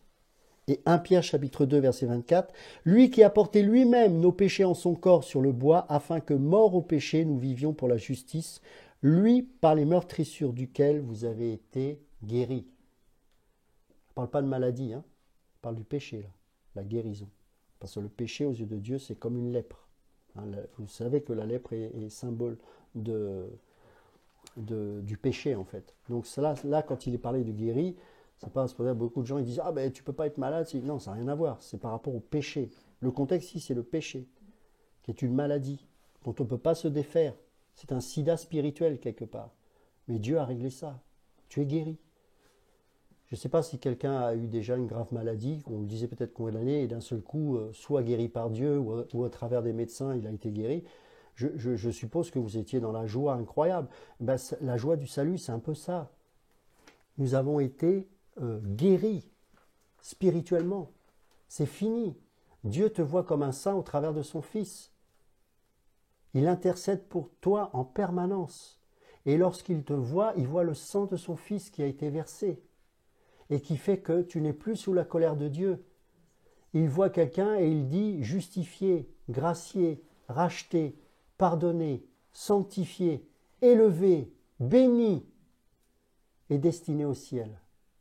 Point barre. C'est pas négociable. Ça a été fait avant même que tu naisses. Pendant 7 ans, j'ai entendu ça. Je comprends pourquoi j'avais besoin de l'entendre, parce que les combats étaient violents. Mais qu'est-ce qui nous fait tenir? C'est la grâce de Dieu, c'est de se savoir aimer à ce point-là. Étudier la parole, c'est pas essayer de la connaître par cœur pour dire, t'as vu comme je connais. C'est d'être tout le temps dans la grâce de Dieu. C'est dire, Seigneur, parle-moi, rappelle-moi ce que tu as fait, rappelle-moi. Pour ceux qui me connaissent, ça, je parle souvent de l'autel du souvenir. Il y a des fois, je suis là, je ne sais même plus si j'ai encore la foi. Et puis je ferme les yeux, parce que je sais que j'ai cet autel auquel je peux revenir en permanence. C'est le jour où il m'a parlé clairement. Et il m'a montré qu'il m'aimait. Alors que moi-même, je n'arrivais pas à m'aimer. Et là, je reprends espoir. Je me dis, Seigneur, je sais que tu m'as parlé ce jour-là. Et la foi revient. Et mes yeux s'ouvrent à nouveau sur les Écritures. Et je redécouvre ce Dieu de grâce, parce que quelque part, je réalise qu'à un moment donné, j'étais sorti du terrain de la grâce pour marcher dans la chair. Et généralement, quand on marche dans la chair, ça finit par la dépression. On y va tout droit. Donc, il faut vite revenir dans la grâce. Mais tout ça, ça a été fait, mes amis. Tout ça, ça a été fait. On est mort à notre vieille vie, c'est-à-dire notre vieille nature pécheresse. Et on est maintenant vivant pour Dieu. Et vous savez que c'est une vérité rétroactive. C'est ça qui est extraordinaire. C'est-à-dire qu'il restaure toute chose. Romains chapitre 6, verset 6, « Sachant que notre vieil homme a été crucifié avec lui afin que le corps du péché fût détruit, pour que nous ne soyons plus esclaves du péché. » Galates chapitre 2, verset 20, vous connaissez ce passage, « J'ai été crucifié avec Christ. Si je vis, ce n'est plus moi qui vis. » Le mot ici, moi, c'est ego. C'est-à-dire mon moi. Les psychologues appellent ça le moi. L'ego, le je. Oui, mais moi, je. Oui, mais moi. Il faut qu'il se taise, ce moi-là. Mais c'est Christ qui vit en moi. Et le moi ici, c'est je. Ça voudrait dire, en fait, s'il fallait paraphraser ça, il faudrait dire, ce n'est plus ego qui vit, mais c'est Christ qui vit en je. C'est-à-dire que ma personnalité, il ne la détruit pas. La richesse, c'est nos différents. On est né avec différentes personnalités. Ça, c'est magnifique. Mais il faut que ce soit peaufiné. Parce qu'il y a des excès de cela. Mais l'ego, il doit être crucifié. Moi, je pense qu'on s'en fout de ce que l'on pense. Ça n'a aucun intérêt. La doctrine, rappelez-vous ce que je vous dis, qu'est-ce que Dieu pense au sujet d'eux? Il n'y a rien de théologique là, Jean. Les gens me reprochent, ah, mais tu parles de théologie, la doctrine. Mais je dis non, c'est dans la parole. C'est qu'est-ce que Dieu pense au sujet. Vous savez que tous les instituts bibliques ont pour base le travail de Calvin. C'est Calvin qui a établi ce qu'on appelle la théologie. Je sais que c'est un gros mot aujourd'hui, mais pourtant c'est biblique. L'étude de Dieu, il n'y a rien d'extraordinaire. Mais c'est Calvin qui a mis tout ça sur un papier, parce que Luther, ce n'était pas son truc. Et Dieu a choisi Calvin. Certes, il y a eu des excès dans certains trucs qu'il a dit, comme tout homme, parce que personne n'est parfait. Mais reconnaissons qu'il a fait un travail sur la grâce de Dieu et sur la théologie systématique qui est extraordinaire. Après, il y a eu des excès, comme Luther, comme plein d'autres. Bien sûr, comme aujourd'hui, comme moi, j'ai des excès, comme moi, il y a des choses, certainement, je suis à côté de la plaque. C'est sûr, parce qu'on n'est pas Dieu, on n'est pas Jésus. Contrairement à ce que disent certains chrétiens, nous sommes des dieux. Non. Non. Christ vit en nous, mais nous ne sommes pas des dieux. Ce n'est pas la même chose. Ça, c'est New Age. La théologie de Copeland, vous connaissez ça? C'est terrible, ça. On est exactement, amen. Amen, tout à fait. Notre frère dit, pour ceux qui n'ont pas entendu, on n'est pas des dieux, on est des vases. On est mort avec Christ. Romains chapitre 6, verset 8. Or, si nous sommes morts avec Christ, nous croyons que nous vivrons aussi avec lui. Amen. Colossiens chapitre 3, verset 3. Car vous êtes morts et votre vie est cachée avec Christ en Dieu. Et vous savez pourquoi il dit ça dans Colossiens? Le mot qui est le plus utilisé dans Colossiens, c'est connaissance. Il utilise le mot gnose, et je cherche l'autre mot en grec, j'ai oublié le nom, il y a gnose dedans, mais c'est agnos, je ne sais plus. Enfin, il parle de connaissance et de pleine connaissance. Donc en fait, il fait un jeu de mots.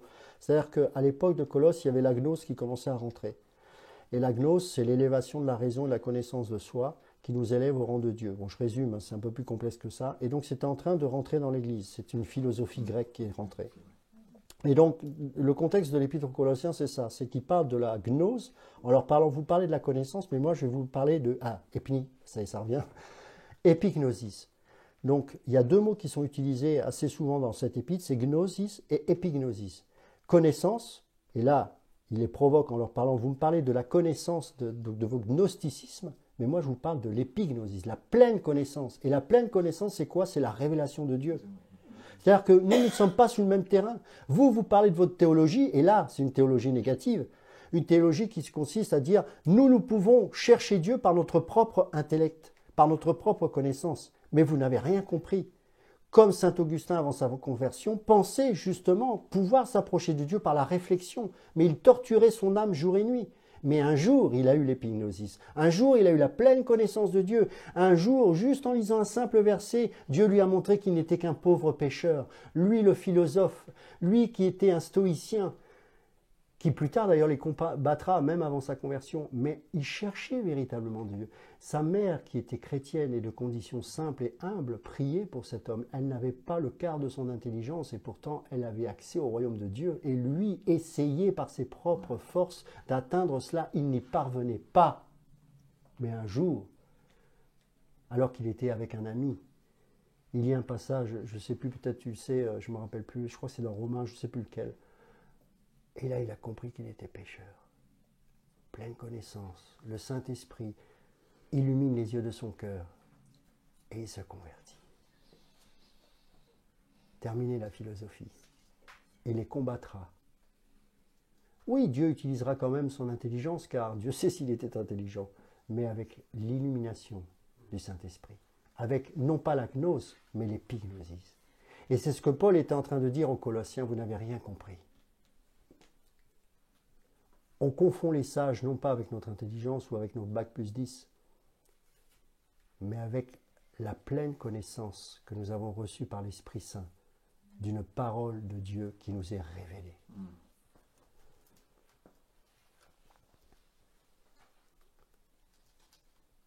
Nous avons été ensevelis avec Christ. Colossiens chapitre 2, verset 12. Ayant été ensevelis avec lui par le baptême, vous êtes aussi ressuscités en lui et avec lui par la foi en la puissance de Dieu qui l'a ressuscité des morts. Vous avez été ressuscités avec Christ. Toujours Colossiens chapitre 3 verset 1. Si donc vous êtes ressuscités avec Christ, cherchez les choses d'en haut. Un être ressuscité ne peut chercher que des choses qui sont au ciel, puisque la résurrection nous amène au ciel. Rappelez-vous les bénédictions dans Éphésiens. Vous avez été bénis de toute bénédiction spirituelle. Où ? Sur terre ? Dans les lieux célestes. Vous avez été libérés de la loi. Comment ? D'abord, il vous a rendu mort vis-à-vis de cette loi. Romains chapitre 7, verset 4. De même, mes frères, vous aussi, vous avez été par le corps de Christ mis à mort en ce qui concerne la loi, pour que vous apparteniez à un autre, à celui qui est ressuscité des morts, afin que nous portions des fruits pour Dieu. Ensuite, vous avez été délivrés de cette loi. Romains chapitre 6, verset 14, car le péché n'aura point de pouvoir sur vous, puisque vous êtes non sous la loi, mais sous la grâce.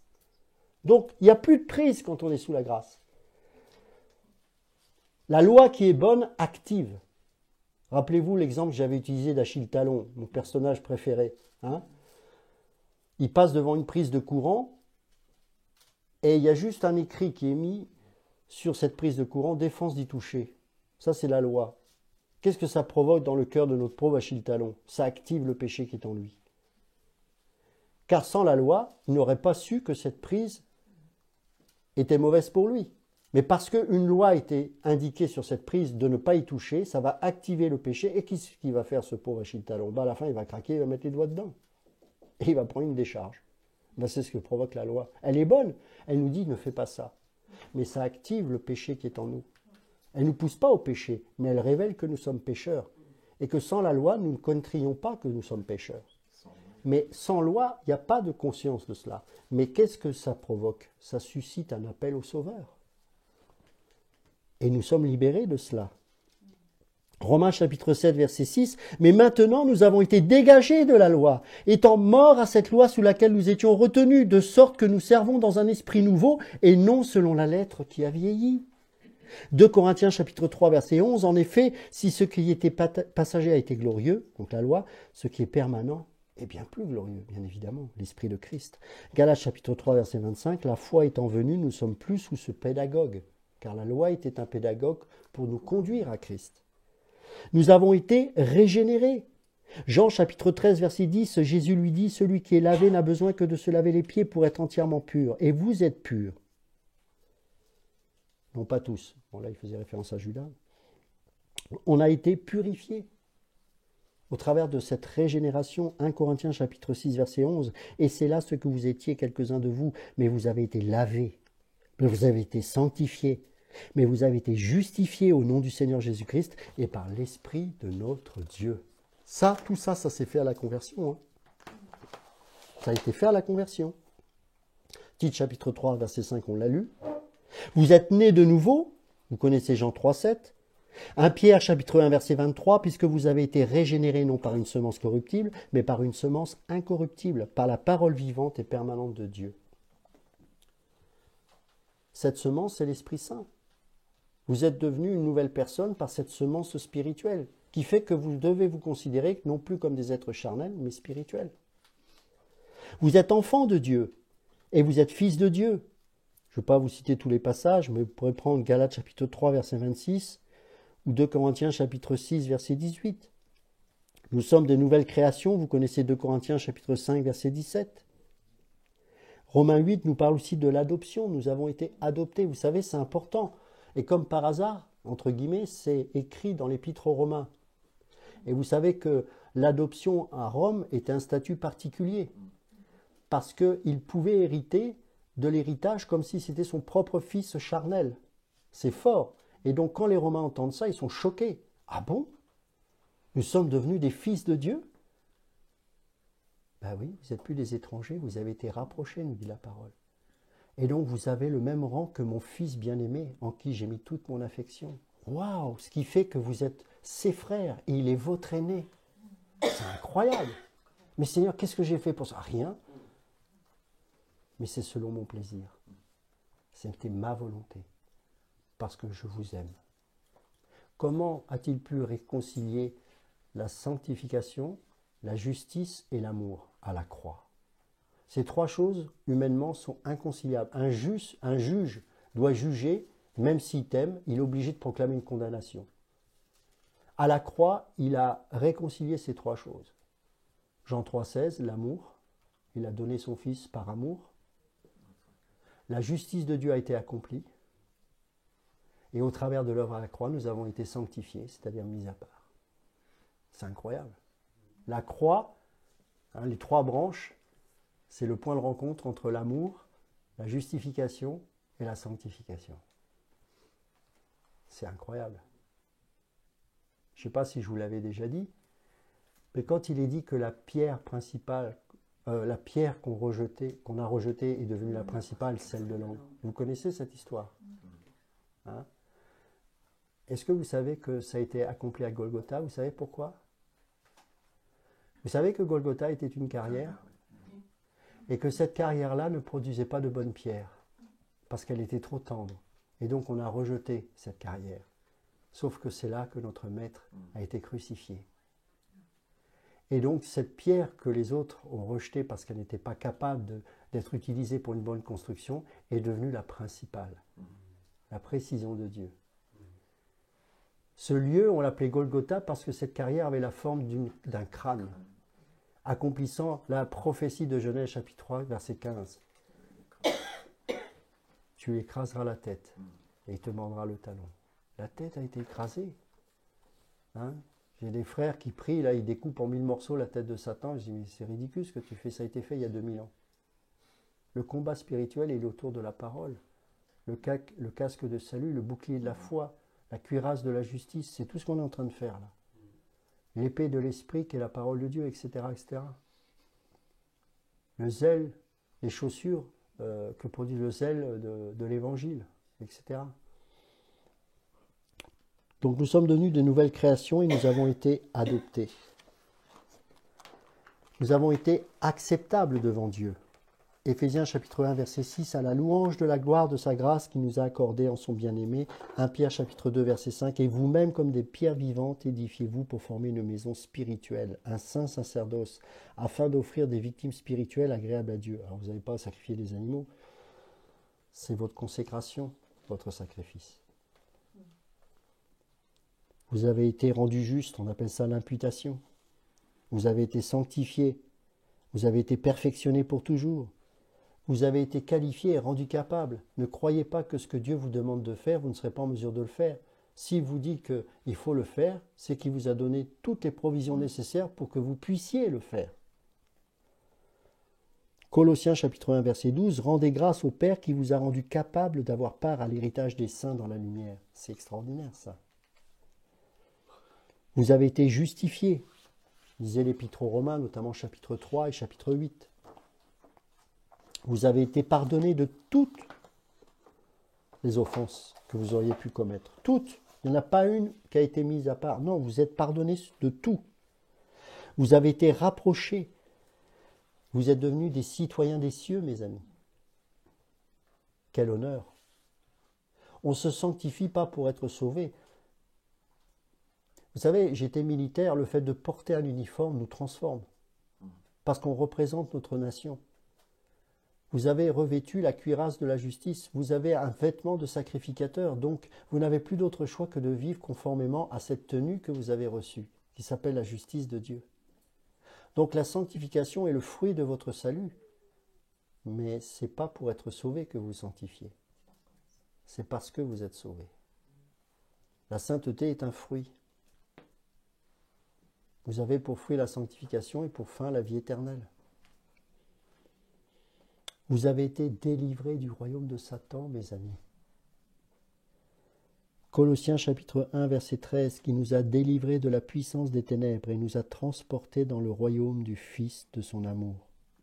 Et dans cette même épître au chapitre 2, verset 15, il dit « Il a dépouillé les dominations et les autorités et les a livrées publiquement au spectacle en triomphant d'elles par la croix. » Il nous a transférés dans le royaume de Dieu, toujours Colossiens 1, on l'a dit tout à l'heure, verset 13, qui nous a délivrés de la puissance des ténèbres, il nous a transportés dans son royaume. Nous avons été automatiquement transférés, téléportation, au ciel. Cosmos 99 pour les vieux. Il nous a établis sur un fondement solide, car personne ne peut poser un autre fondement que celui qui a été posé. Évidemment, c'est Jésus-Christ, 1 Corinthiens chapitre 3, verset 11. Il nous a délivrés du pouvoir de la nature du péché. Il y a beaucoup de gens qui ont des problèmes avec des péchés récurrents. Alors, je voudrais donner peut-être un conseil par rapport à ça. C'est vrai que des fois, il peut y avoir dans la vie d'une personne des choses qui restent par rapport à un péché particulier. Le Seigneur a tout fait. C'est bon, on est délivré de tous nos péchés. Mais dans notre expérience, il va falloir que nous soyons transformés. C'est un travail du quotidien. Et c'est pour ça que je ne crois pas qu'en restant isolés et loin du corps de Christ, nous puissions être vainqueurs de certains péchés. Moi, j'ai eu beaucoup de délivrance, enfin délivrance pas dans le sens démoniaque, mais par rapport à des péchés récurrents, des choses, parce que je confessais cela à des frères et sœurs qui priaient pour moi. Alors, pas avec n'importe qui, il faut être sage, parce qu'ils ne sont pas toujours bien intentionnés. Moi, c'était mon pasteur, c'est simple. Et des fois, parce que j'avais un passé lourd, j'étais pas bien, je l'appelais, ben il venait, et on priait. Mais je peux vous assurer que ça a été très rapide. Parce que tant qu'on confesse les choses et que c'est à la lumière, le diable n'a plus de prise. Donc, mettons notre orgueil de côté. Ah bah oui, il y a encore des choses qui ne sont pas toujours super dans nos vies. C'est pas grave. Ce qui est grave, c'est de rester dans cet état. Mais par contre, allez voir des gens de confiance, des anciens, et puis, frères, sœurs, quand c'est une sœur avec une sœur, prie pour moi. Et vous allez voir que, tiens, mais j'ai plus ça. Pourquoi? Parce qu'il y a une redevabilité. La sanctification, elle se fait aussi au sein du corps de Christ. On a besoin des autres. Je suis toujours sceptique quand je vois des gens qui se disent moi, j'ai pas besoin d'église, et puis qui, soi-disant, progressent dans la sanctification. J'émets des doutes. J'émets franchement des doutes. Je l'ai dit tout à l'heure, on a été déclaré sacrificateur devant Dieu. On a une sacrificature royale, j'ai cité tout à l'heure. Et n'oubliez pas que nous sommes sous la protection de Dieu parce que nous sommes une génération choisie, nous sommes une race élue. Donc, qui dit élu, ça veut dire qu'on est sous la protection de Dieu. Et ça, c'est important. Tite, chapitre 2, verset 14, qui s'est donné lui-même pour nous afin de nous racheter de toute iniquité, de se faire un peuple qui lui appartienne, purifié par lui et zélé pour les bonnes œuvres. Éric en a parlé tout à l'heure. Et bien sûr, le plus important, c'est que l'accès auprès du Père nous est accordé. C'est quand même important. Hébreux chapitre 4, verset 16. « Approchons-nous donc avec assurance du trône de la grâce, afin d'obtenir miséricorde et de trouver grâce pour être secourus dans nos besoins. » Il nous est dit de nous y approcher avec assurance. C'est choquant, hein? Je ne sais pas si vous imaginez si un juif entend ça. Parce qu'à l'époque, personne ne pouvait rentrer dans le lieu saint si ce n'est le souverain sacrificateur. Et là, il nous dit, non, mais entrez avec assurance. Pourquoi? Parce que n'oubliez pas que lorsque Jésus est mort, le voile a été déchiré. Et de haut en bas, montrant que c'est bien Dieu qui a choisi, qui a déchiré. Et n'oubliez pas que ce voile faisait presque 1 mètre d'épaisseur, hein, donc c'est pas un rideau je sais pas quoi, en satin, ou je sais pas comment on fait les rideaux. Vous voyez ce que je veux dire? C'était presque un tapis, quoi. Hein, on a un libre accès. Parce que devant le trône, parce que n'oubliez pas, le tabernacle, il existe au ciel.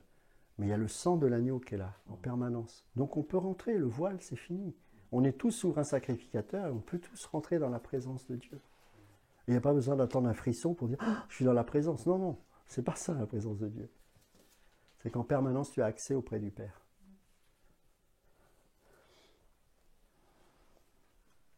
Ainsi donc, Hébreux chapitre 10, versets 19 et 20, « Frères, puisque nous avons, au moyen du sang de Jésus, une libre entrée dans le sanctuaire par la route nouvelle et vivante qu'il a inaugurée pour nous au travers du voile, c'est-à-dire de sa chair. » Une libre entrée dans le sanctuaire.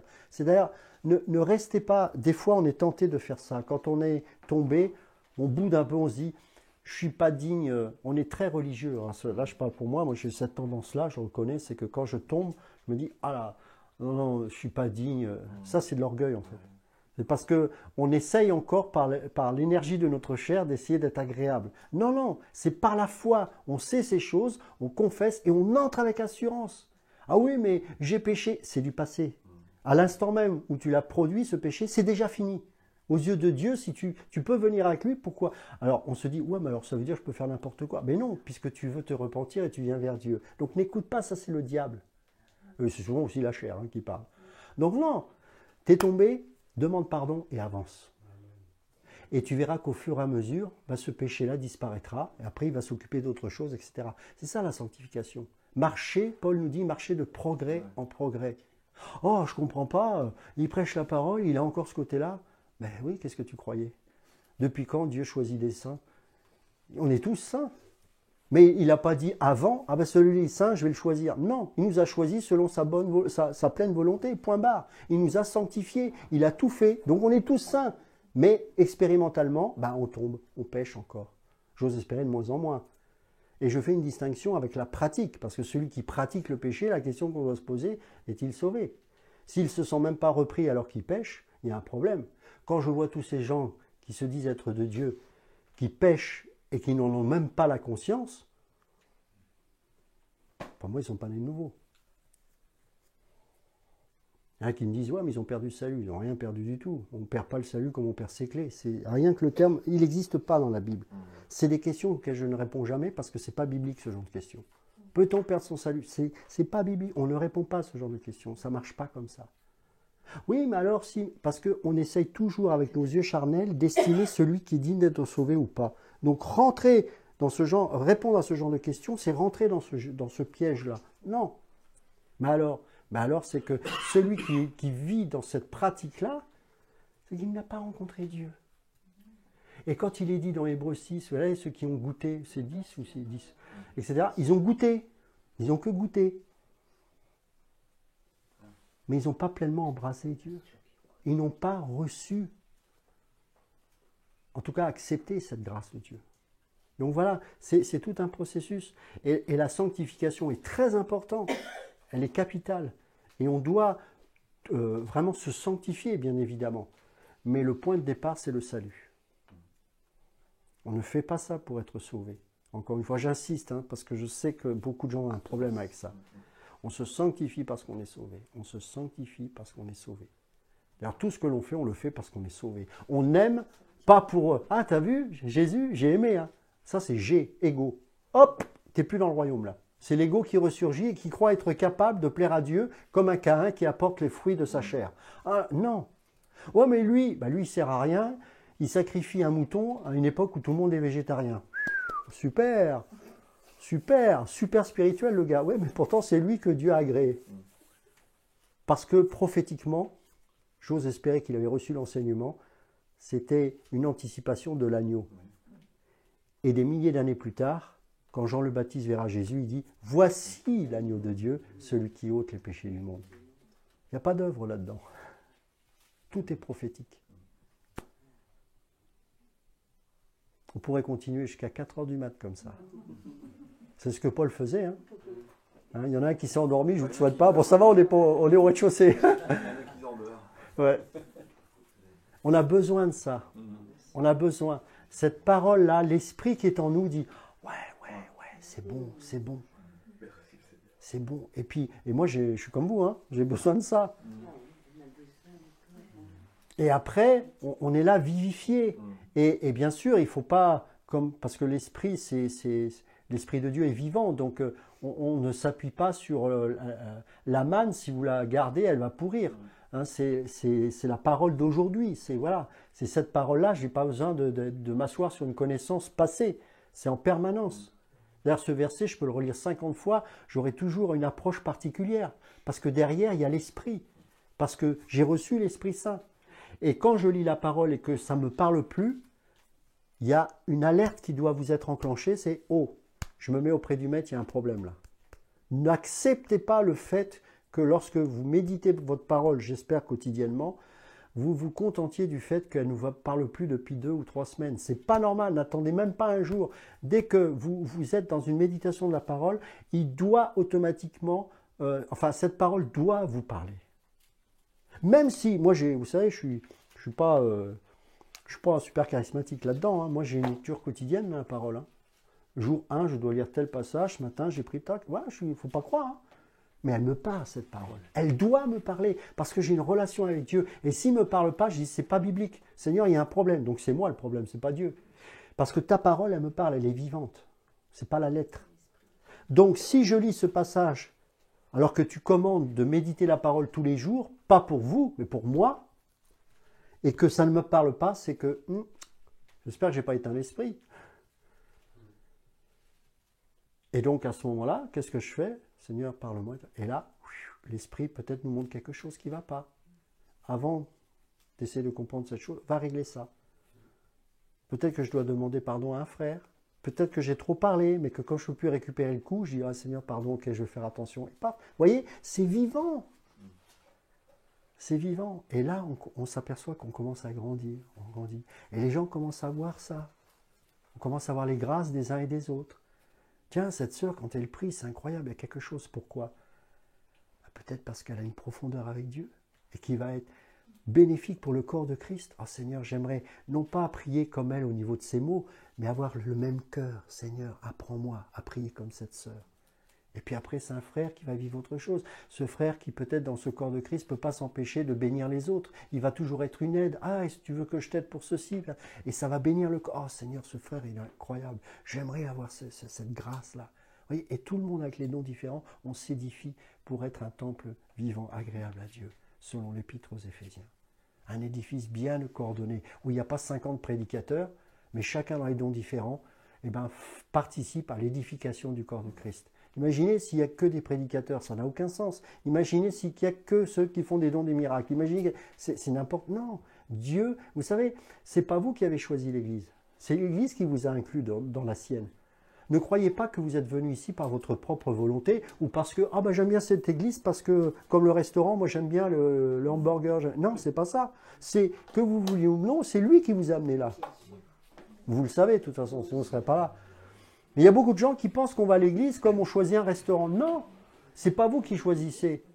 Déjà, vous avez été choisi de Dieu et puisque vous avez été choisi, il va vous trouver une famille qui correspondra non pas avec vos aspirations charnelles, vos désirs charnels, mais avec ce qui est nécessaire pour votre croissance. Et là, parfois, ça coince, parce qu'on ne voudrait peut-être pas être dans cette église. Et on se dit, ah non, mais il est gentil le pasteur, mais... Alors, ce n'est pas le cas de votre pasteur, mais... je prophétise. mais il est un peu lourdeau, le gars. Ah oui, mais le problème, c'est que c'est peut-être lui qui vous a... Dieu vous a amené là. Hein, c'est un exemple, hein, mais... c'est comme ça. Et petit à petit, on dit, Seigneur, finalement, merci, parce que qu'est-ce que je grandis? Je découvre des frères et sœurs formidables, etc. Et puis parfois, il y aura des tensions, c'est vrai. Et si vous voyez quelqu'un qui vous dit plus bonjour, n'attendez pas un mois avant de régler la chose. Moi, je me rappelle, j'étais dans une grande église quand je me suis converti, enfin une grande, ouais, on va dire 150 pas à peu près. Alors des fois, là-dedans, il y a un peu de tout. Et puis, une fois, je voyais une personne, elle me disait, plus bonjour, je dis, moi, je dis, on peut se voir 2 secondes? Oui, bien sûr. écoute, il y a quelque chose qui ne va pas, il faut me le dire, parce que j'ai l'impression que... Et puis je me suis aperçu qu'il y avait un regard, parce que moi je suis toujours en train de penser. Donc parfois, je peux voir quelqu'un et l'ignorer complètement, et c'est pas parce que je boude, mais c'est parce que je suis dans mes pensées. Et c'est vrai que j'essaie de faire un effort là-dessus, mais je reste encore très distrait. Je pense tout le temps, voilà, c'est comme ça. C'est pas que je suis intelligent, c'est que je suis comme ça. Et j'ai blessé ce frère, en fait, parce qu'un jour, sans m'en rendre compte, il est venu vers moi, et puis je lui ai mis un vent, en fait. Mais je ne l'ai même pas vu, en fait. Mais heureusement que je suis allé le voir. Imaginez, je reste comme ça pendant un mois. C'est une souffrance. Mais c'est une souffrance. Parce que lui, pendant son culte, il ne va pas être bien. Mais oui, c'est une souffrance. Parce qu'on va tous louer. Ben oui, mais ça, c'est classique. Hein. C'est classique. Alors, on va tous louer Dieu, et puis il y en a deux qui vont être malheureux. Celui qui avait l'impression qu'il s'est pris un vent alors que ce n'était pas vrai, et celui qui dit, ben, je ne comprends pas, qu'est-ce que je lui ai fait? Non. Allons tout de suite régler ça. Et après, ah d'accord, excuse-moi. Et là, voilà. Et il y a plein d'exemples comme ça. D'accord? Alors, voilà, je vous ai donné, parce que là, je n'ai pas cité les 39, hein, mais c'est juste pour vous montrer que c'est important que vous soyez fortifiés, enseignés dans la parole par rapport à ces choses. On a parlé du salut, mais il y a plein d'autres choses. Mais il faut commencer par le salut parce que c'est la base. Et encore, là, j'ai parlé des conséquences du salut. Je n'ai pas parlé du salut à proprement dit. Parce que voilà, c'est encore un autre. Mais pour ceux qui suivent les cours en ligne, vous avez vu que dans le salut, c'est peut-être là où il y a le plus d'audio parce que c'est énorme. Il y a tellement de choses.